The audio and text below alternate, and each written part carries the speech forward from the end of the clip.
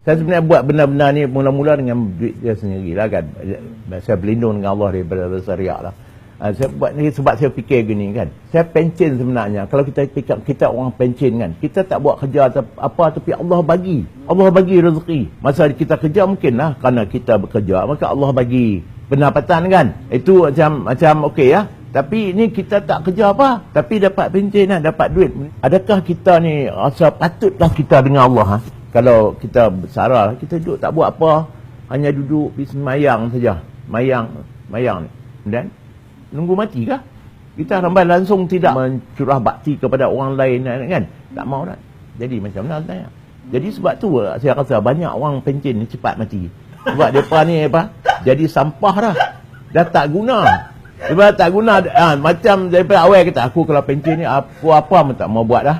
Kan aku nak pergi masjid je. Kalau macam tu kan asalnya elok lah Allah ambil balik buat apa. Duduk atas dunia pun jadi sampah dah. Tak ada apa. Tak ada manfaat. Bukankah Allah sebut aku nak jadikan manusia sebagai khalifah di muka bumi kan, untuk mereka tu mentadbir kan. Bukan sia-sia Tuhan jadikan manusia sebagai khalifah. Istilah khalifah tu apa maksud? Khalifah tu maksud mentadbir lah. Dia sebut sebagai jawatan.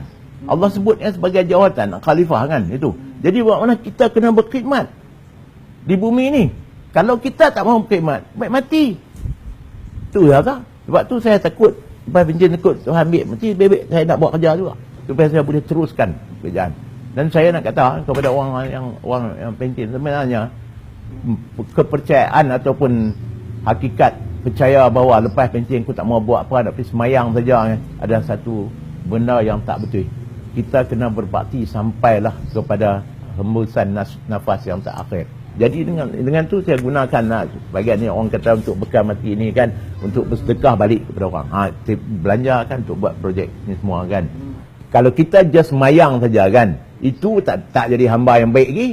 Sebab apa? Kita baru ikut perintah. Kalau tak semayang Tuhan bola neraka. Kalau anak baik kata, peraturan bapak kena buat ni, dia buat. Tapi kalau dia ambil yang lebih sunat, dia pergi tolong basuh kereta bapak dia ke, dia suruh pergi tolong buang sampah, tolong sabut rumput maka dia jadi anak baik lah. Gitu juga ada kita dengan Allah kan. Kalau kita buat benda yang lain lebih daripada tu, kan Nabi sebut kita takkan masuk syurga dengan semayang, dengan salat.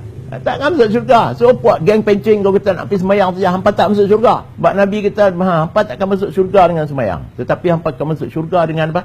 Rahmat Allah, kasih sayang Allah.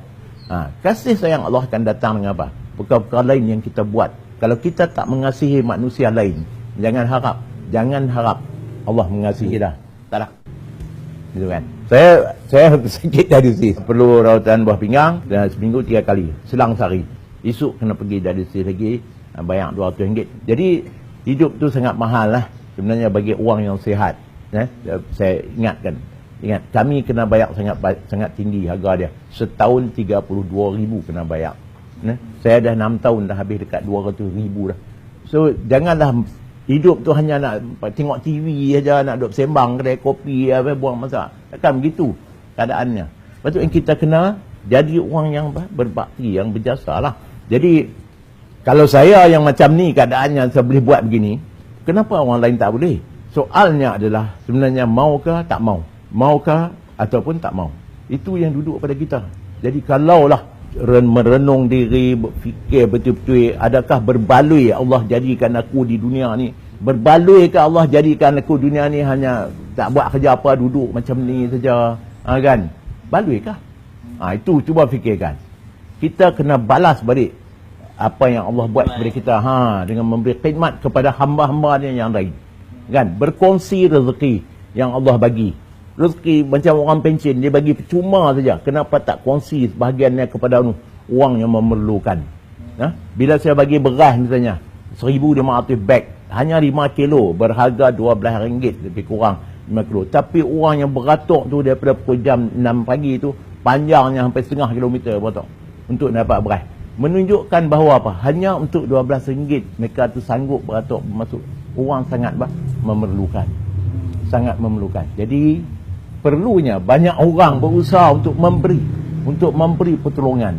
Kerana banyak orang yang memerlukan pertolongan. Kita takkan orang kata jadi orang yang baik dengan kita duduk seorang-seorang.